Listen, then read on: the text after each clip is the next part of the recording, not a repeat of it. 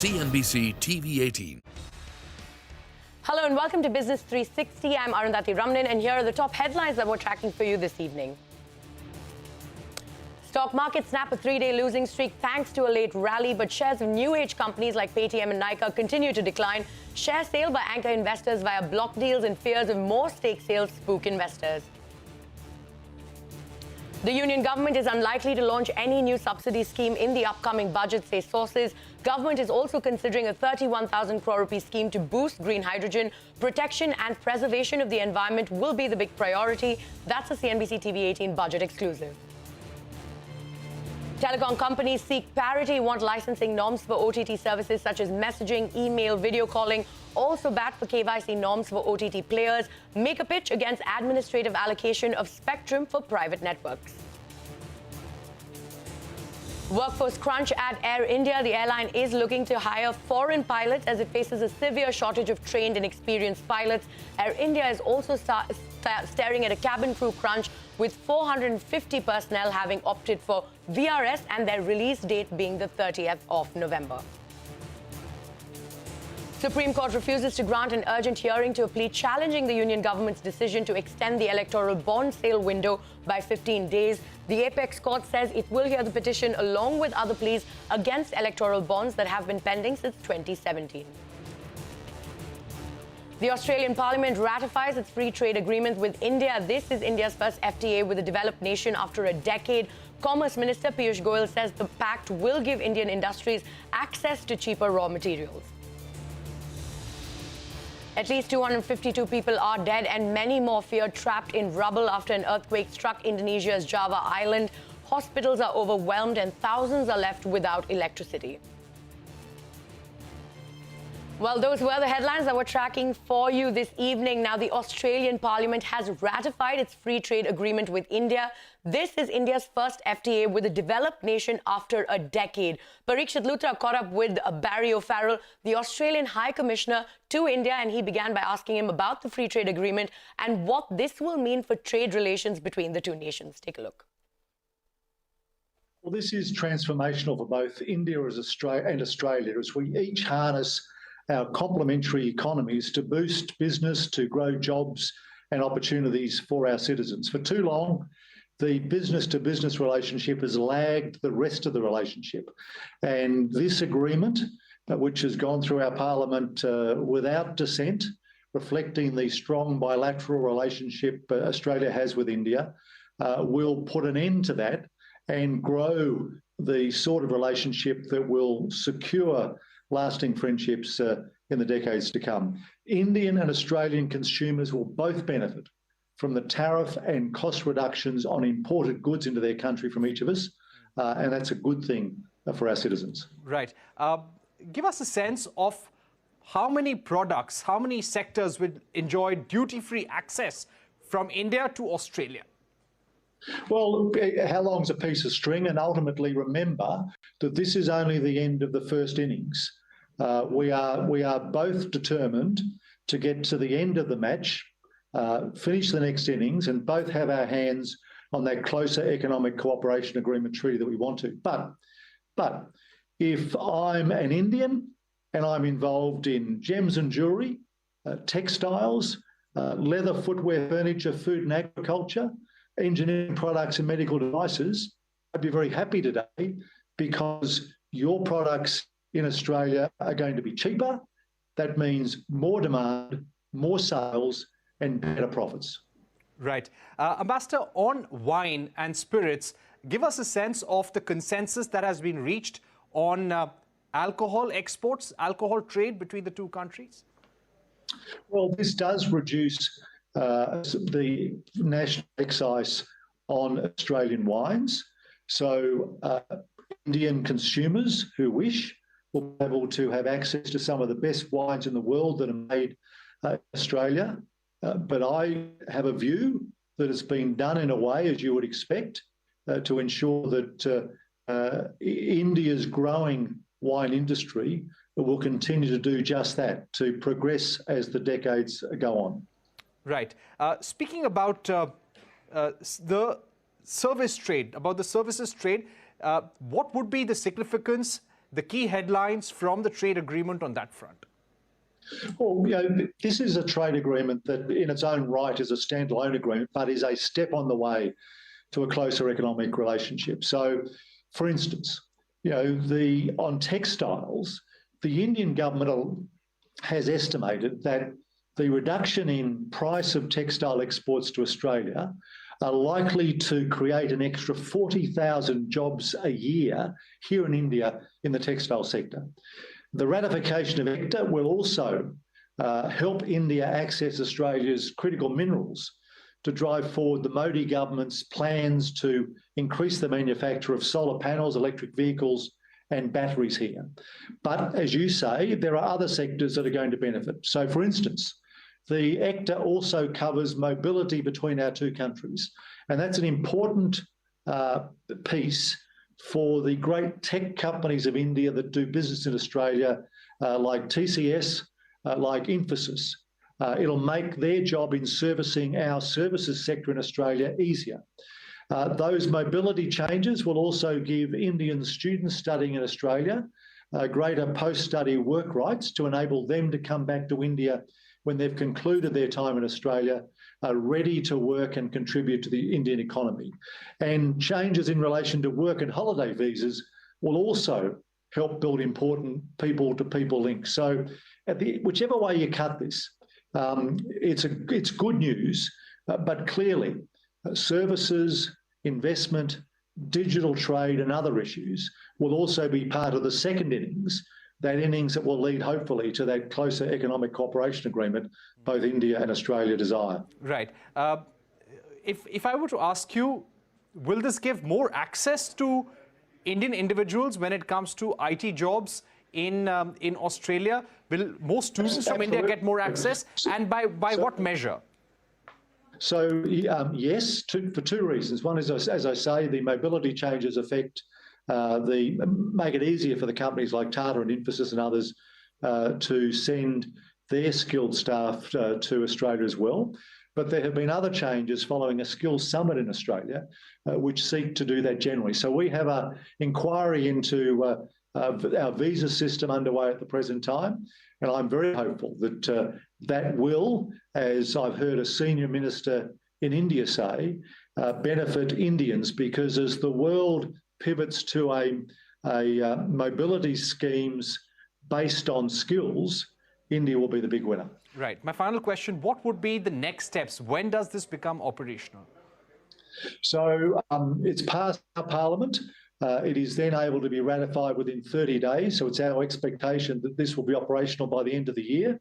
But for that to happen, India has to undertake its ratification processes, and 30 days after that, their part of the agreement comes into effect. So Minister Farrell, Minister Goyal have worked overtime to get this through the Australian Parliament in record time, to try and deliver on the Australian commitment to get it done by the end of this year. And I have every confidence that Minister Goyal and his officials will do their work with the ratification of the Indian side to ensure that it becomes a reality. And with less than 3 months to go for the union budget, the Finance Ministry's consultation with various sectors are on in full swing. Finance Minister Nirmala Sitharaman chaired a meeting with experts of agriculture industry today. Now, the gathering was attended by Minister of State for Finance Pankaj Chaudhary, Finance Secretary TV Somanathan and other senior economic advisors and industry representatives. The upcoming budget may not see any new subsidy schemes being launched, though a final call is yet to be taken. Parikshit Luthra is here with more. Parikshit? Well, the government has been receiving recommendations from various quarters, including the industry, and the clear recommendation is don't have any new subsidy schemes. So the view within the government right now is that let's not go ahead with any kind of new subsidy schemes, but we believe a final call could be taken in the next few weeks. At the same time, green hydrogen, climate action will be a big priority area. The government is considering a 31,000 crore outlay for green hydrogen mission, which could be announced in the budget. This could include an outlay for electrolyzers and the rollout of green hydrogen for different sectors. At the same time, there will be a significant allocation for renewable integration to support target for 500 gigawatts of non-fossil fuel energy capacity by 2030. Mission Life will be a big priority according to sources. Remember, lifestyle for environment This was a mission launched by Prime Minister Modi and the UN Secretary General Antonio Guterres in October. Recently, the centre has published a list of 75 climate-friendly practices under the mission Lifestyle for Environment. There are specific outlays for different ministries for implementing this program that are being discussed right now. We believe that the budget will put a lot of focus on how this mission will be rolled out over the next 2 years or so, and the government would like this rollout to be on the lines of the Swachh Bharat mission as well. All right, Parikshit, thank you so much for those details. Now on to news and exclusive news from the aviation space. We learned that Air India is staring at a severe crunch in critical workforce like pilots and cabin crew. This comes at a time when the airline is expanding its fleet and adding more international routes to its list. Madhya Mujawar joins us now with more details. Madhya, tell us more about this shortage. What are you picking up? We learned there are two key areas of manpower shortage that the Air India is grappling with. First is a severe crunch in trained and experienced pilots. Sources say Air India needs about 200 senior pilots to operate the international flights, additional international flights, mainly to US destinations. We learned the airline is looking to overcome this shortfall by onboarding foreign pilots who come at a much higher salary as compared to Indian pilots. Remember, Air India has announced induction of 5 Boeing 777s in the next 4 months and is also bringing back some of its grounded wide-body planes to bolster its US and Europe operations. But induction of these planes would need more pilots, and finding experienced pilots for planes like B777 is a difficult task, as only 2 airlines currently fly these planes, which includes Air India and Vistara. The second key area is cabin crew, where we learn the airline is facing an acute shortage. As per sources, there are around 4,800 cabin crew staff, of which about 450 have opted for voluntary retirement, with their release date being 30th November. We learned that the airline has offered them a choice to extend their release date by another 2 months, as it is unable to find their replacements at this stage. But that's not the only problem. According to sources, the induction of wide-body fleet that I mentioned earlier would also require around 900 to 1,000 additional crew members to operate those flights. Sources say the airline had trained about 200 crew members since the Tata Group took over, but they haven't been able to deploy them yet. Why? That's because these crew members don't have the necessary documents like the US visa, without which they cannot be deployed on flights to the US and beyond. We asked Air India about this shortage in crucial manpower, but it is yet to respond to our queries. Back to you. All right, Madhya, many thanks for those details. Now, on that note, it is time for us to head into a short break. But coming up next, Gujarat goes to polls in 2 phases, with the first phase of polling set to take place on the 1st of December. The Aam Aadmi Party is trying to make inroads in the state, which has been a BJP bastion for over 2 decades. My colleague Santya Gora will bring us a special report on the other side. Stay tuned.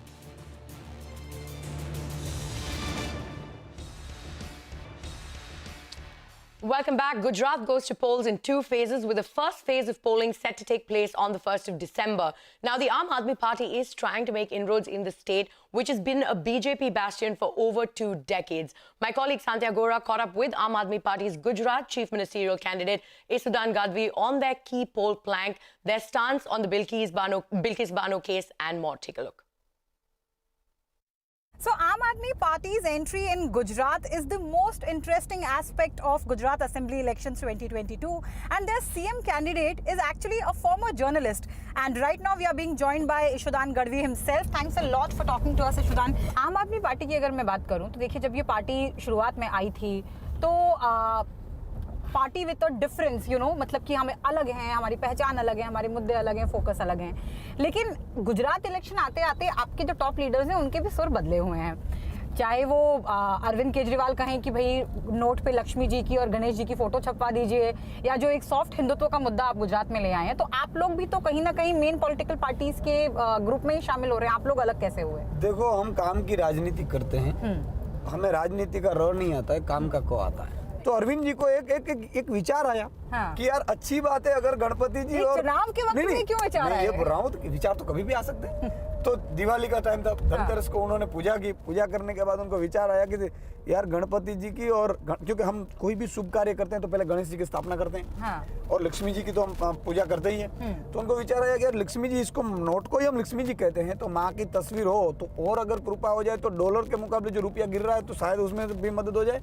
और दूसरा कि इसमें भाजपा को दिक्कत क्यों है। मैं ये बोल रहा हूँ कि ये इतना अच्छा विचार अरविंद जी ने रखा है तो भाजपा को दिक्कत नहीं होनी चाहिए। देखिए, भाजपा की छोड़ दीजिए, लेकिन जनता की अगर बात करें तो चुनाव के वक्त में इस तरह के धार्मिक विचार आना थोड़ा सा सस्पिशियस तो लगता ही है। खैर, मैं दूसरे सवाल पे आती हूँ।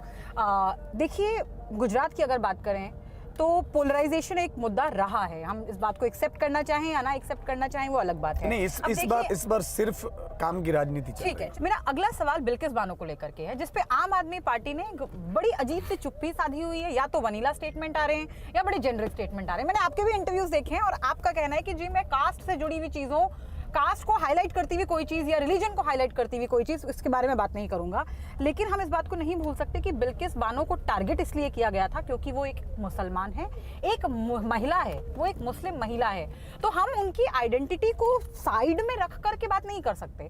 तो एक मुस्लिम महिला के साथ इस तरह का जो भी जघन्य अपराध हुआ है, उसके बाद ना सिर्फ उनके अपराधी छूटते हैं, उनका भव्य स्वागत किया जाता है। और आम आदमी पार्टी जो कि हक की बात कर रही है, वहां से सही स्टेटमेंट्स भी नहीं आ रहे हैं। नहीं, आप देखो, अभी मैं ये कह रहा हूँ कि लोगों को है ना हम उलझने में डाल रहे हैं। जिसकी गलती है, जिसकी भी गलती है, ईश्वर देख रहा है। मैं ये कह रहा हूँ भाजपा के राज में आप इनके न्याय की आशा रख ही नहीं सकते। मैं आपकी बात कर रही हूँ। हमारी सरकार आने दो। अच्छा, हमारी सरकार आने दो, लेकिन बयान उससे पहले नहीं आएगा। चलिए, मैं अगले सवाल पे जाती हूँ। आप एक फ्रीबी और वेलफेयर स्कीम, ये डिबेट लंबा चल ही रहा है, लेकिन वो पैसा आएगा कहाँ से, ये अब भी सवाल ये है। बिल्कुल। अब देखो, हम मर्सिडीज नहीं दे रहे, ये भी बात है। हमने ये नहीं किया कि आपको मर्सिडीज गाड़ी दिया जाएगा, क्योंकि उनकी जरूरत नहीं है। हम मर्सिडीज बांटने के नहीं है। बेसिक जरूरियात जरूरी है। पैसों की आप चिंता मत करना। मैं अगले 2027 में जब आप इंटरव्यू करने आएंगे तब मैं आपको ये कर्जा भी है वो भी उतार कर देखूंगा, बता दूंगा, और सब कुछ फ्री भी चलता होगा, 1 रुपया कर्जा नहीं होगा। And with that, it is a wrap on our special broadcast. More news and updates continue on the other side. Stay tuned.